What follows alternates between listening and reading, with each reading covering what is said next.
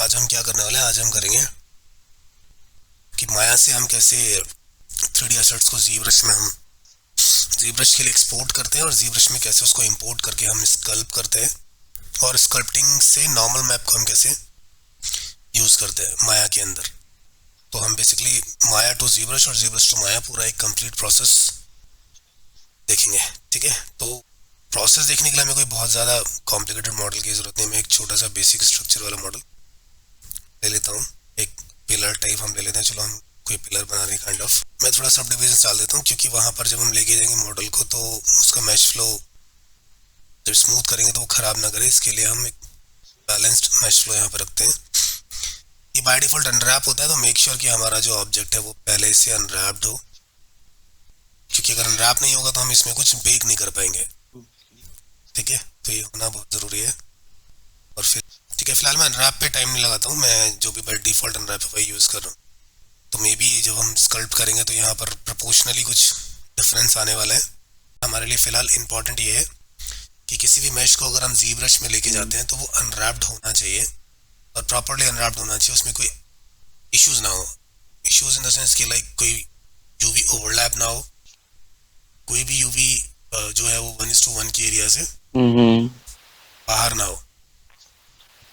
ठीक है, कोई भी मैशेस ओवरलैप ना हो, तो इस तरह से ओवरलैप्स ना हो। और मेक श्योर कि कॉमन यूवीज भी हमने ना ओवरलैप किए हो। जैसे हमारे लोग कई बार करते हैं यूवी स्पेस को बचाने के लिए हम यूवीज को स्टैक कर लेते हैं, सिमिलर यूवीज को हम स्टैक करते हैं, स्टैक सिमिलर।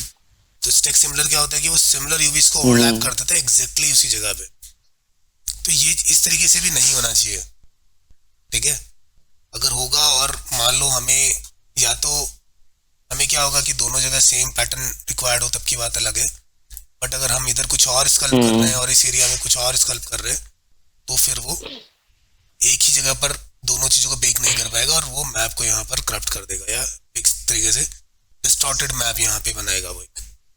ठीक है, तो इसलिए हर यूवी प्रॉपरली ओपन होना चाहिए, सेपरेट होना चाहिए,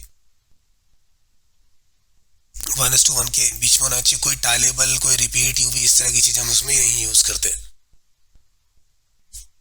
ठीक है, तो क्योंकि अगर तुम्हारी कोई एक ऑब्जेक्ट आइडेंटिटी है, जैसे ये दोनों ऑब्जेक्ट को हम कंबाइन कर लें, ठीक है, तो ये एक सिंगल ऑब्जेक्ट है ना। जीब्रश को नहीं मालूम कि उसके पास दो ऑब्जेक्ट आईडीज आ रही है, उसके लिए तो ये एक सिंगल ऑब्जेक्ट आईडी है। अनटिल अनलेस आप उसको वहां पर लेयर्स में स्प्लिट ना करो तब तक वो स्प्लिट नहीं करता है।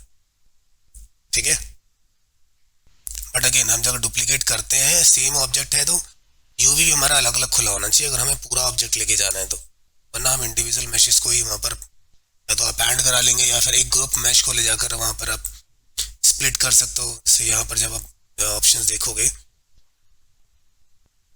तो जब हम यहाँ पे मैच ड्रॉ करते हैं तो यहाँ पर लेयर्स में ऑलरेडी हमें इस तरीके के ऑप्शंस मिलते हैं जिसमें हम स्प्लिटिंग कर सकते हैं। ठीक है, मैश स्प्लिट हो जाते हैं जो, और अगर कोई कंबाइन मैश होगा तो ग्रुप स्प्लिट वगैरह भी यहाँ पर आएगा जिससे हम मैशेस को जीब्रश में ही सेपरेट कर सकते हैं। ठीक है, और अगर हमारी इंडिविजुअल फाइल्स होती है तो हम 1 बाय 1 अपेंड भी कर सकते हैं। तो दोनों ऑप्शंस हमारे पास होते हैं, हम सेलेक्ट करके एक्सट्रैक्शन भी कर सकते हैं कि हमारी चीज़ें अनरैप में क्लियर हो, क्योंकि जो हम स्कल्प्ट करने वाले हैं उसका जो मैप बेक होगा वो बेक प्रॉपरली होना चाहिए। ऐसा ना हो कि हमने बहुत अच्छी स्कल्प्टिंग कर दिया और स्कल्प्टिंग करने के बाद पता लगा कि हमारा जो मैप है वो या जो यूवी है उसको स्टोर नहीं कर पाएगा, मैप नहीं कर पाएगा, तो कोई फायदा नहीं होगा उस अच्छी स्कल्प्टिंग का भी। ठीक है, इसलिए हमें जरूरत है। दूसरा ये कि अगर कोई भी ऑब्जेक्ट हार्ड एज वाली चीज़ है, जैसे ये बॉर्डर हार्ड एज है या ये हार्ड एज है, तो इसमें हम क्या करेंगे कि ये या तो हम इसको भी बेवल कर लें या स्प्लिट कर लें, या मतलब हम बेसिकली अपने हार्ड एज को मेंटेन करके रखने के लिए भी यहाँ पे हम हमारे लूप्स जो है वो रखेंगे। तो मैं इसमें फिलहाल बेवल कर लेता हूँ, बेवल भी मेरा चलेगा 0.1 के अकॉर्डिंग, और यूवी भी हमारा ठीक है। ये नेसेसरी मॉडल के लिए नहीं है बट ये नेसेसरी जीब्रश के फ्लो के लिए है। ठीक है, जीब्रश के लिए हमारे लिए ज़रूरी है। तो आप इसका एक एडिशनल वर्जन भी बना सकते हो जिससे आपकी एग्जैक्ट फाइल में कोई दिक्कत ना हो, एक्चुअल फाइल में कोई दिक्कत ना हो, या फिर अपनी हिस्ट्री को यहाँ पर कैरी करके रखो और जब हिस्ट्री रिमूव करनी हो तो यहाँ से हम अपने सब डिविजन्स की वैल्यूज़ को हटा लें, जिससे हमारा ये जो हार्डनेस हमने रखी है वो हमारी हल भी हो जाए। हाँ, सेफ साइड उसको मतलब रखो प्लान करके, ये प्लानिंग का एक पार्ट है, क्योंकि जीब्रश में जब हम बिना ओवरलेज के इसको लेके जाएंगे ना, तो ये जब सब डिविजन बढ़ाएंगे वहाँ पर स्कल्पटिंग के लिए, तो ये बेंड हो जाएगा एरिया, क्योंकि उसको सपोर्ट एज नहीं मिलेंगे। अब हम अगर तो इसको सब डिवाइड करेंगे तो जस्ट बिकॉज ऑफ कि हमारे ये ओल्डेजेस डले हुए हैं तो वो बेंड नहीं करेगा, ठीक है। अब हम करते हैं इसको एक्सपोर्ट। अब एक्सपोर्ट करने के लिए हमारे पास ज़्यादातर 3D एप्लीकेशन में एक्सपोर्ट करने के लिए दो ही बेस्ट एक्सटेंशंस होते हैं, जो पुराने ट्रेडिशनल एक्सटेंशंस, अभी तो और नए भी इन्वेंट हो गए, तो या तो हम FVX में करते हैं या हम OBJ में करते हैं, ठीक है। मॉडल रिलेटेड चीज़ें हमें जब चाहिए हो, मॉडल और मटेरियल रिलेटेड, तो हम ज़्यादातर प्रेफर करते हैं OBJ। FVX का हमें कोई खास फायदा नहीं होता अगर हमें मॉडल ही चाहिए तो, ठीक है।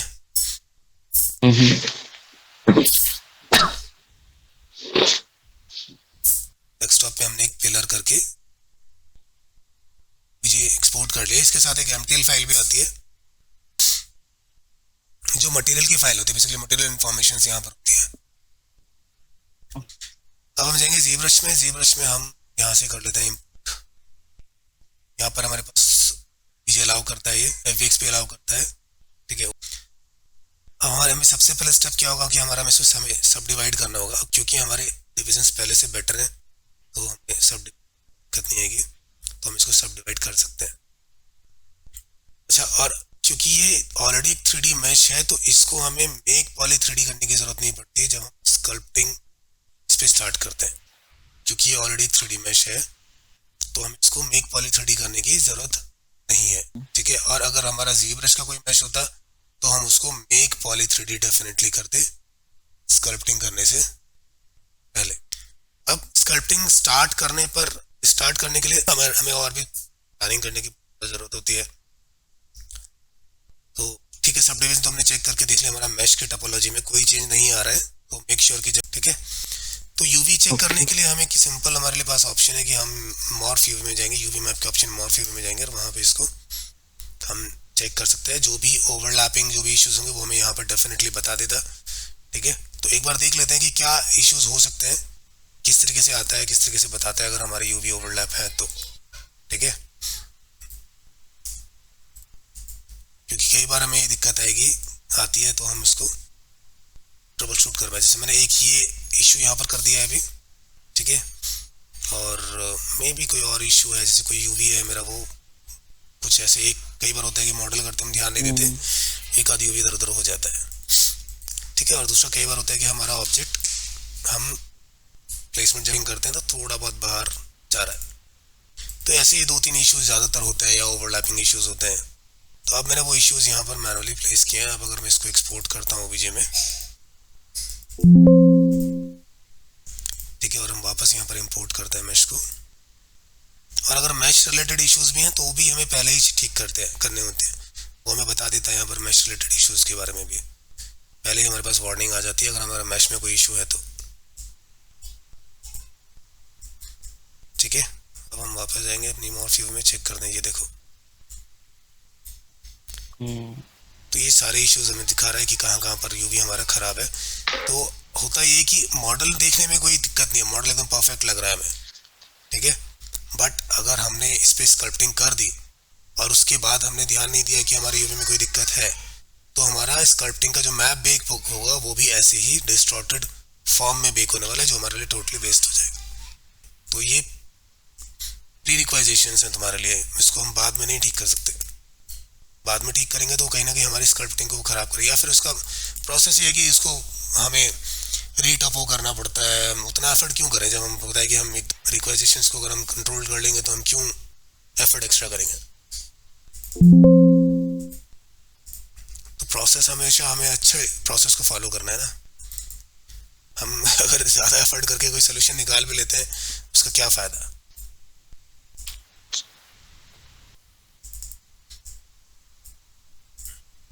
ठीक है, ये परफेक्ट है।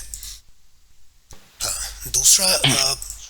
दूसरे प्री रिक्वाइजेशन क्या है इसकी कि हमें जब हमें स्कल्पटिंग करनी है, या तो वो हम पहले भी कर सकते हैं या फिर हम स्कल्पटिंग करने के बाद भी कर सकते हैं, बट जनरली मैं सजेस्ट करता हूँ कि इसको पहले कर लो ताकि आप भूल ना जाओ। तो आप जो मैप बनाओगे, जो मैप बेक करोगे, उसका साइज क्या होना चाहिए,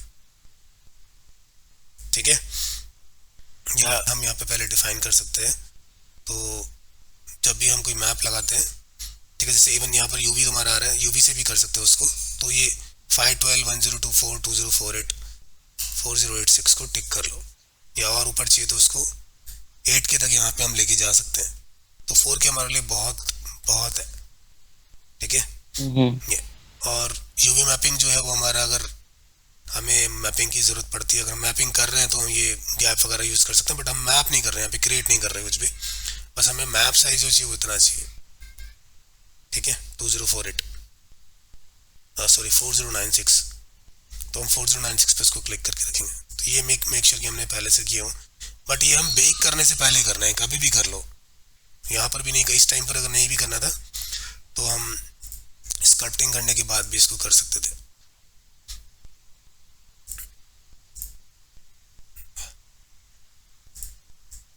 ऑलरेडी हमारे पास डिवीजन है तो हमें वो बस एक पॉपअप दे रहा है, तो हम उन्हीं डिवीजन को फॉलो कर लेंगे, ठीक है। अब यहाँ पर पिलर्स की स्कल्पटिंग करनी है तो बहुत ज़्यादा हम स्कल्पटिंग में फोकस नहीं करेंगे क्योंकि प्रोसेस हमें देखना है, बट फिर भी हम थोड़े बहुत चीज़ें हम यूज़ कर लेते हैं, ठीक है। जैसे मुझे इस पिलर में कुछ पैटर्न बनाना है, यहाँ पर जैसे पिलर में होता है ना, लाइक स्टोन्स की कार्विंग की जाती है ना पिलर बनाने के लिए, की या कंक्रीट की समथिंग कुछ लाइक, तो उस तरह की चीज़ें हम यहाँ पर देखते हैं। उसके लिए मुझे स्कल्पटिंग में ज़रूरी है कि मेरा जो ब्रश है वो 360 डिग्री में ज़्यादा ज़रूरी काम करे, राइट। तो 360 में करने के लिए क्या करना होगा हमें, हम यूज़ कर लेंगे सिमेट्री ट्रांसफॉर्म ऑप्शन में जाके, ठीक है, एक्टिव सिमेट्री। एक्टिव सिमेट्री में बाय डिफॉल्ट अभी वो लेता है एक्स और वाई के हिसाब से, तो मुझे वाई तो चाहिए, टॉप नहीं, एक्स की ज़रूरत नहीं, मुझे ओनली वाई चाहिए, और मुझे इसका सर्कुलर इम्पैक्ट करना है, सर्कुलर स्कल्पटिंग करनी है, तो मेरे लिए रेडियल ब्रशेस आना चाहिए यहाँ पर, ठीक है। तो रेडियल सिमेट्री आप ऑन करके रखो, उससे आपके काउंट्स जो है वो बढ़ जाएंगे। अच्छा, अब ये मेरा एक्सिस ले रहा है उसके हिसाब से, वर्ल्ड के हिसाब से, पहले ले रहा था लोकल के हिसाब से। तो अब सी ऑफ करो, देखो, ठीक है। अब अगर मैं कुछ पेंट कर रहा हूँ तो मुझे वो 360 डिग्री में, तो पिलर में होना ही ज़रूरी है क्योंकि सिमेट्रिकल फॉर्मेट पे हम लोग वहाँ पर स्कल्पटिंग करते हैं। तो मैं कुछ वैसे ही यहाँ पे अभी स्कल्पटिंग कर लूँगा। रेडियल काउंट के नंबर्स को और बढ़ाएंगे, 20 कर देंगे तो मेरे पास 20, 32 मैंने कर दिया तो 32 का मेरे पास स्ट्रोक आ जाएगा। तो हार्ड सरफेस स्कल्पटिंग करना मेरे लिए बेस्ट हो जाएगा, यहाँ पे ईजी हो जाएगा, ठीक है। बस नॉर्मल हमें ज़्यादातर हम इनसाइड वाली अगर हम स्कल्पटिंग करते हैं तो हमारे लिए ज़्यादा अच्छा रहता है क्योंकि वो अंदर की तरफ जाएगा, क्योंकि नॉर्मल मैप आपको ऐसे वॉल्यूम बाहर निकाल के नहीं देगा, वही के लिए। और आपको बाहर चाहिए तो आप पहले मैश को बाहर बनाओ, हमारा जो सिलेंडर है उसमें भी मैश बाहर होना चाहिए था, ठीक है। फिलहाल हम उस तरह की चीज़ें फॉलो नहीं कर रहे हैं, तो हमारे लिए काफ़ी है। 10 ले लेते हैं यहाँ पे। अभी सब डिविजन्स कम है तो आप चाहो तो सब डिविजन्स बढ़ा सकते हो अगर स्कल्पटिंग क्वालिटी आपको और ज़्यादा देखनी है तो, ठीक है। कुछ हम रफनेस भी ले लेते हैं इसमें, जैसे हम हमारा जो स्टोन है वो थोड़ा रफ होता है तो हम वैसे स्प्रेड्स भी यहाँ पे डाल सकते हैं।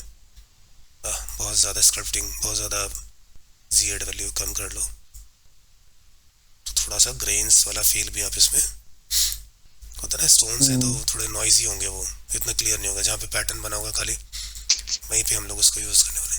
तो देखो हमारा रेडियल की वजह से कितना ईजी हो गया ये काम, हमने कितना ईजिली पूरे एरिया को कंट्रोल किया हुआ है और हम उसको स्कल्प कर पा रहे हैं, ठीक है। तो ऐसे ही हम कुछ और शेप्स भी ले लेते हैं जो हमें हेल्प कर सकते हैं इस चीज़ में। ये ले लेते हैं, चलो।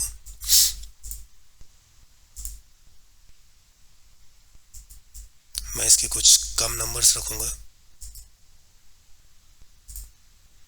4 ही रख लेते हैं बस।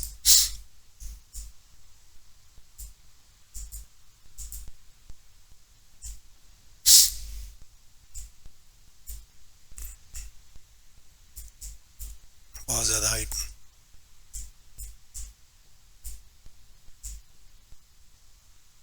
ठीक है, तो जो भी पैटर्न्स चाहिए मतलब बेसिकली तुम वो बना सकते हो इजीली यहाँ पर, और कोई बहुत ज़्यादा कॉम्प्लिकेटेड चीज़ें नहीं है।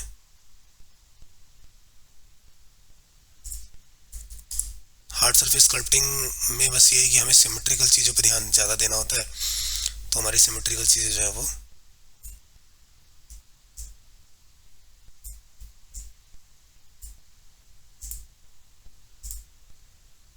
ठीक है। तो सिमेट्रिकल चीज़ें जो हमारी वो हमारी अच्छे से यहाँ पर अप्लाई हो रही हो। बाकी आप जितना भी इस पर डिटेल करना चाहते हो वो डिफरेंट डिफरेंट ब्रशेस लेके कर लो यूज़। मुझे ज्यादा होगा तो ठीक है, तो फिलहाल मेरे लिए इतना काफ़ी है, क्योंकि स्कल्पटिंग यहाँ पे हमारा पर्पस नहीं है, यहाँ पे हमारा पर्पस है प्रोसेस, तो ये इनफ है। शेडर वेडर ट्राई कर सकते हो इसमें, जो भी स्टोन वाली जो मेरा फील देंगे वैसे कुछ शेडर्स डाल के देख सकते हो। ठीक है, तो ये हमने अभी स्कल्प कर लिया। अब स्कल्प के बाद हमारे पास जो प्रोसेस नेक्स्ट स्टेप है प्रोसेस का, वो ये है कि हम इस स्कल्पटिंग को एक नॉर्मल मैप में कन्वर्ट करें। तो टूल मेन्यू में हमारे पास ऑप्शन आता है नॉर्मल मैप। ठीक है, तो हम जाएंगे नॉर्मल मैप में और यहाँ पर करेंगे हम क्रिएट नॉर्मल मैप। ये हमें कह रहा है map can not be created while the highest sub division level is active. Means हमें हमारे हाईएस्ट सब डिविजन्स को लोअर स्टेट पे लेके जाना पड़ेगा। तो इसको हम कर लेते हैं न्यूट्रल। ठीक है, उसको पकड़ लेगा बेक, तो उससे हमें वरिड नहीं होना है कि भाई क्या बेक होगा। ठीक है, ये देखो हमने बेक कर लिया और हमारे पास यहाँ पर ये जो डिटेल्स थी स्कल्पटिंग शेप्स थी वो हमने यहाँ पे हमें मिल रही है। ठीक है, बट ये यूवी हमें थोड़ा सा ध्यान देना पड़ेगा कि हमारा जो यूवी है ये हम पहले भी कर सकते हैं और बाद में भी कर सकते हैं। देखो यहाँ पे ये नीचे वाला बेस ये जो है ये ऊपर गैप ज़्यादा नीचे गैप कम है, तो और तुम इसको मैच करोगे ZBrush को मैच करोगे तो यहाँ पे कुछ उल्टा आ रहा है, ऊपर वाला गैप कम है नीचे कम है, मतलब ये फ्लिप्ड है बेसिकली। ठीक है, तो तुम फ्लिप्ड कर सकते हो उसको, यहाँ पर भी कर सकते हो और बाद में भी कर सकते हो। ठीक है, मतलब फोटोशॉप में जाके या किसी भी दूसरे टूल में जाके उसको फ्लिप कर सकते हो। और फिलहाल फ्लिप तो हम देख लेंगे, उसको कर लेंगे मैनेज। हमारे लिए अभी इंपॉर्टेंट है कि हम इसको यहाँ से एक्सपोर्ट कैसे करें, क्योंकि यहाँ पे कोई एक्सपोर्ट ऑप्शन नहीं दिख रहा है। यहाँ पर हमारे पास अडेप्ट है, क्लोन नॉर्मल मैप है, स्विच RG है। ठीक है, तो एक्सपोर्ट करने के लिए क्योंकि अभी as a texture information store हो रहा है, और देखो हमने जो मैप साइज यहाँ पे दिया था वो भी हमें दिखा रहा है 4096 बाई 4096। तो मैप भी हमारा ठीक है। हमें क्या करना पड़ेगा, हमें इसको एक्सपोर्ट करने के लिए क्लोन करना है, क्लोन नॉर्मल मैप।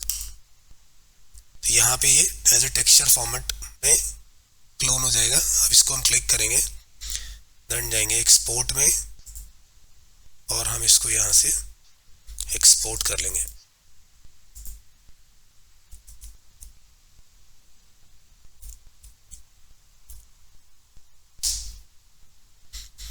ठीक है, एक्सपोर्ट इमेज है, बता रहा है तुम चाहो तो कोई चेंज कर सकते हो इसके अंदर, क्वालिटी एनहांसमेंट या क्रॉप साइज ये सब कर सकते हो एडजस्टमेंट, बट मुझे कोई भी फिलहाल रिक्वायरमेंट नहीं लग रही। फिलहाल हम इसको ओके करते हैं और चेक करते हैं अपने डेस्कटॉप पे जाकर। ये देखो ये हमारा नाम मैप यहाँ पे ये आ गया। ठीक है, अब इसको फ्लिप करना पड़ेगा। तो फ्लिप ZBrush में फ्लिप करना है टेक्सचर, तो हमें यहाँ पे जाना पड़ेगा टेक्सचर टैब में और मेक श्योर कि टेक्सचर सिलेक्टेड हो, और यहाँ पे जो फ्लिप वर्टिकल है ये यूज करना है। ठीक है, हो गया फ्लिप। नीचे वाले एरिया हमारा कम था, ऊपर वाले एरिया ज़्यादा था, तो हम इजीली मैच कर सकते हो। तो फोटोशॉप में भी करने की ज़रूरत है नहीं, यहाँ से भी जाके हम टेक्सचर सेलेक्ट होना चाहिए, टेक्सचर टैब में अपने कर पाओगे, लेकिन यहाँ पे नहीं कर पाओगे। यहाँ पे तो कलर्स फॉर्मेशन फ्लिप हो रही है, उससे क्या होगा कि डिटेल्स जो तुमने बनाई है वो रिवर्स हो जाएंगे, मैप नहीं होगा। यहाँ पे मैप हमारा हम कर सकते हैं, रोटेशन मूव जो भी करना है वो सारे एलिमेंट हमें यहाँ मिलते हैं। ठीक है, तो अब मैंने इसको चलो रिवर्स कर ले, तो फोटोशॉप को छोड़ देते हैं। फिलहाल हम इसी को फिर से एक्सपोर्ट कर लेते हैं और यहाँ पे मैं इस मैप को ओवरराइड कर देता हूँ, कोई चेंज नहीं करना हमें।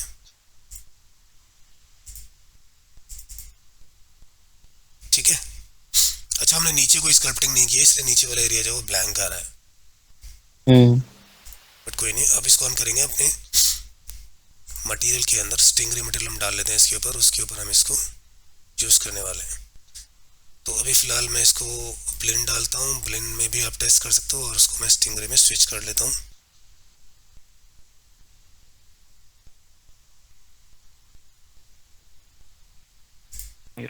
ठीक है, ये टैब्स को ऊपर ले लेते हैं, ये थोड़ा कम लेआउट दिखा रहा है।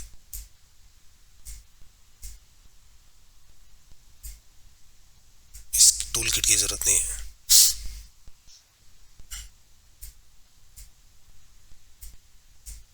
अपने मटेरियल में, स्टिंगरी मटेरियल के अंदर हम अपना नॉर्मल मैप लगा लेते हैं। नॉर्मल को टिक कर लेना है। ये देखो यहाँ पे ये इशू है, ये स्टिंगरे का थोड़ा सा जो है एक बगी है एरिया, ये जो एट्रीब्यूट्स आते हैं हमारे यहाँ पर हमें मैप्स नहीं दिखा रहा है। तो अगर कभी भी ऐसा होता है कि स्टिंगरे की प्रॉपर्टीज हमें नहीं दिखती हैं, तो उसके लिए हम क्या कर लेंगे, फिर हाइपर शेड ऑन कर लेंगे, और हाइपर शेड में जाके हम अपने मटेरियल को क्लिक करेंगे।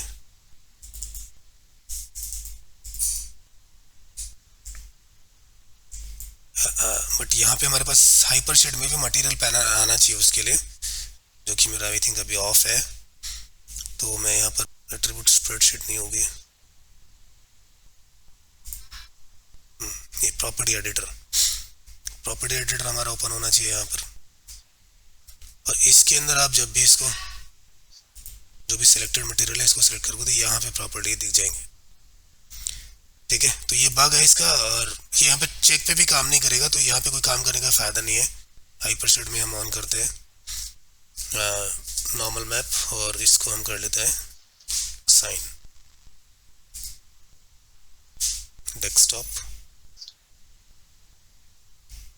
Pillar normal map. ठीक है, 6 प्रेस कर देंगे, टेक्सचर आ जाएगा हमारा। अभी भी डिस्प्ले नहीं हुआ, क्या हुआ?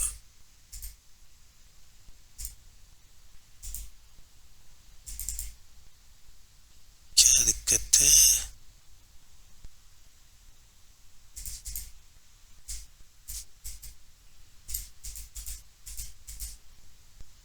कनेक्ट नहीं हुआ क्या नॉर्मल मैप?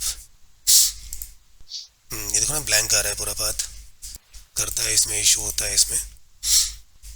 तो क्रॉस चेक कर लो कि हाँ अब यहाँ पर हमारा पूरा पाथ आ गया, तो मतलब नॉर्मल मैप हमें मिल जाएगा। सी, तो जो डिटेल्स हमने सी ब्रश में बनाई थी वही डिटेल्स अब हमें यहाँ पर माया में भी मिल रही है। ठीक है, डिटेल्स में थोड़ा बहुत कॉम्प्रोमाइज़ हो सकता है, मे बी शायद उतनी क्रिस्प डिटेल्स हमें यहाँ पर जितनी सी ब्रश में दिखती है उतनी माया में ना दिखे, क्योंकि हम उस इंफॉर्मेशन को एज ए टेक्सचर बेक कर रहे हैं, तो कहीं ना कहीं कॉम्प्रोमाइज 10% कॉम्प्रोमाइज़ होता है। बट पूरा की पूरा जो हमने स्कल्प किया वो यहाँ पे हमें मिल गया। ठीक है, तो ये कंप्लीट प्रोसेस है कि हम माया से कैसे बेसिक ऑब्जेक्ट्स को लेके जाते हैं, लो पॉली ऑब्जेक्ट्स को कैसे लेके जाते हैं।